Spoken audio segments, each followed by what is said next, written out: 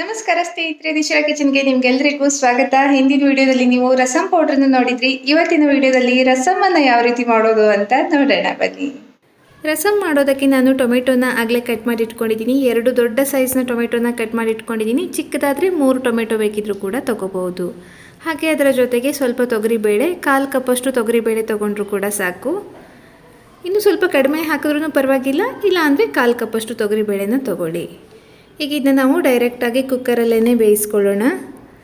ಕುಕ್ಕರಲ್ಲಾದರೆ ಬೇಗ ಆಗುತ್ತೆ.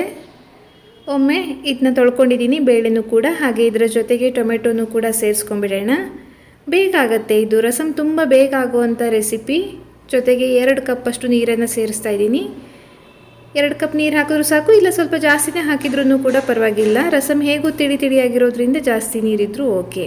1/4 ಟೀ ಸ್ಪೂನಷ್ಟು ಅರಿಶಿನ, ಹಾಗೆ ಇದರ ಜೊತೆಗೆ ಒಂದು 2-3 ಡ್ರಾಪು, ಜಸ್ಟ್ 2-3 ಡ್ರಾಪ್ ಅಷ್ಟು ಎಣ್ಣೆನ ಹಾಕ್ತಾಯಿದ್ದೀನಿ. ಅಡುಗೆಗೆ ಯೂಸ್ ಮಾಡೋ ಎಣ್ಣೆನೇ ಹಾಕಿ ಕುಕ್ಕರನ್ನು 3 ವಿಷಲ್ವರೆಗೂ ಕೂಡ ಕೂಗಿಸ್ಕೊಳ್ತೀನಿ. ಬೇಳೆ ನೀಟಾಗಿ ಬೇಯೋವರೆಗೂ ಚೆನ್ನಾಗಿ ವಿಷಲ್ ಆಗಲಿ.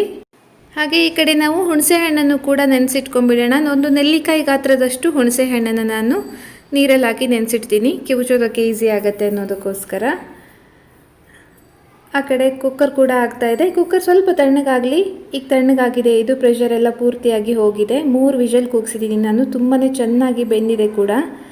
ಆದರೂ ಕೂಡ ಒಮ್ಮೆ ಸೌಟಲ್ಲಿ ಇದನ್ನ ಸ್ಮ್ಯಾಶ್ ಮಾಡಿಬಿಡೋಣ. ನೀಟಾಗಿ ಬೇಳೆ ಇದ್ರ ಜೊತೆಗೆ ಮಿಕ್ಸ್ ಆಗಲಿ ಅನ್ನೋದಕ್ಕೋಸ್ಕರ. ಹಾಗೆ ಸೌಟಲ್ಲಿ ಒಮ್ಮೆ ನೀವು ಸ್ಮ್ಯಾಶ್ ಮಾಡಿದರೂ ಕೂಡ ಸಾಕು.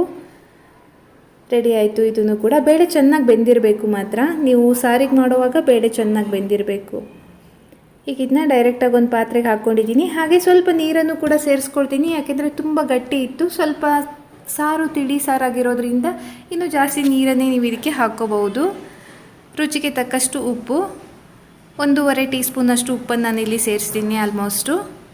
ಹಾಗೆ ಇದರ ಜೊತೆಗೆ ಇನ್ನೊಂದು ಮೇನ್ ಇಂಗ್ರೀಡಿಯೆಂಟ್ ಏನು ಅಂದರೆ ಬೆಲ್ಲನ ಕಂಪಲ್ಸರಿ ಸೇರಿಸಬೇಕು ಸಾರಿಗೆ. ಬೆಲ್ಲ ಹಾಕಿದ್ರೇ ಸಾರಿನ ರುಚಿ ಒಂಥರ ವಿಶೇಷವಾಗಿ ರುಚಿ ಬರುತ್ತೆ. ಹಾಗೆ ಈಗ ಮೇನ್ ಇಂಗ್ರೀಡಿಯೆಂಟು ರಸಂ ಪೌಡ್ರನ್ನು ಕೂಡ ಸೇರಿಸ್ಬಿಡೋಣ. ರಸಂ ಪೌಡ್ರನ್ನ ರೆಸಿಪಿನ ನಾನು ನಿನ್ನೆ ಶೇರ್ ಮಾಡಿದ್ದೀನಿ. ನೀವೆಲ್ಲರೂ ರಸಂ ಪೌಡ್ರನ್ನು ಕೂಡ ಮನೇಲಿ ರೆಡಿ ಮಾಡ್ಕೊಂಡಿರ್ತೀರಾ ಅಂತ ಅಂದ್ಕೊಳ್ತೀನಿ. 1.5 ಟೀ ಸ್ಪೂನಷ್ಟು ರಸಂ ಪೌಡ್ರನ್ನ ನಾನಿಲ್ಲಿ ಹಾಕ್ಕೊಂಡಿದ್ದೀನಿ. ಖಾರ ಜಾಸ್ತಿ ಬೇಕು ಅನ್ನೋ ಹಾಕಿದರೆ ಇನ್ನೊಂದು ಸ್ವಲ್ಪ ನೀವು ಹಾಕ್ಕೋಬೋದು. ಹುಣಸೆ ಹಣ್ಣನ್ನು ಕೂಡ ಸೇರಿಸ್ಬಿಡೋಣ. ಚೆನ್ನಾಗಿ ಕಿವುಚಿ ಅದರ ರಸ ಮಾತ್ರನೇ ಸೇರಿಸ್ತಾ ಇದ್ದೀನಿ ಸಾರಿಗೆ. ತುಂಬ ಅಂದರೆ ತುಂಬಾ ಬೇಗ ಆಗುವಂಥ ರೆಸಿಪಿ, ಹಾಗೆ ತುಂಬ ವಿಶೇಷವಾದ ರುಚಿ, ಜೊತೆಗೆ ಸೂಪರಾಗಿ ಆಗುತ್ತೆ ಇದು. ಫಂಕ್ಷನ್ಗಳಲ್ಲೆಲ್ಲ ನೀವು ಊಟ ಮಾಡ್ತಿರಲ್ಲ ಸಾರು, ಅದೇ ರೀತಿಯೇ ಬರುತ್ತೆ ಟೇಸ್ಟ್ ಕೂಡ. ಇದನ್ನ ಒಮ್ಮೆ ಮಿಕ್ಸ್ ಮಾಡಿ ಚೆನ್ನಾಗಿ ಕುದಿಸ್ಬೇಕು ಮಾತ್ರ. ಆಲ್ಮೋಸ್ಟ್ ಒಂದು 10 ನಿಮಿಷ ಆದರೂ ಕೂಡ ಕುದಿಸ್ಬೇಕು.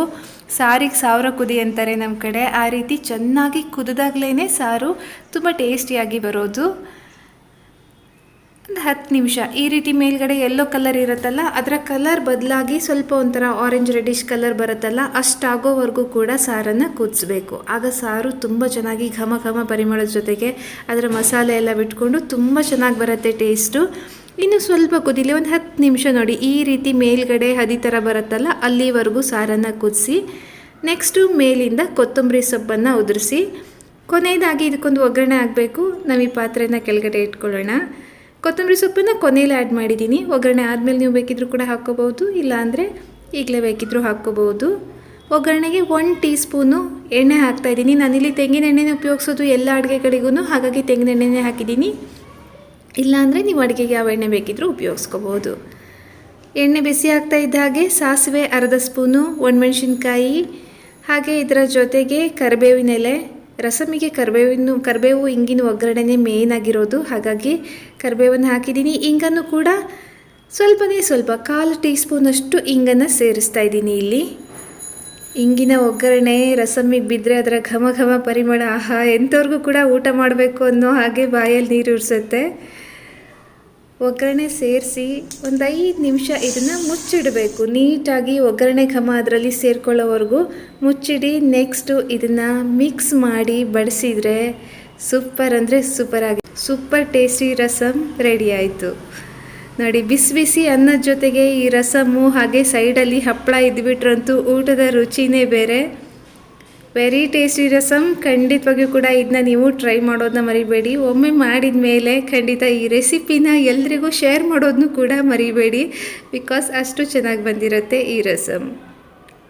ಮಾಡಿ ನೋಡಿ, ಆಮೇಲೆ ನಿಮ್ಮ ಅನಿಸಿಕೆನ ನೀವೇ ಹೇಳಿ.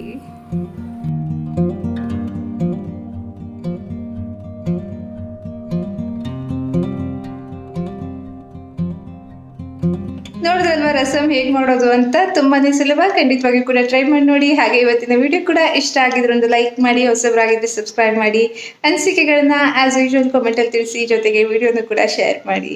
ಸಿಗೋಣ ಮುಂದಿನ ವಿಡಿಯೋದಲ್ಲಿ. ಅಲ್ಲಿವರೆಗೆ ಧನ್ಯವಾದ.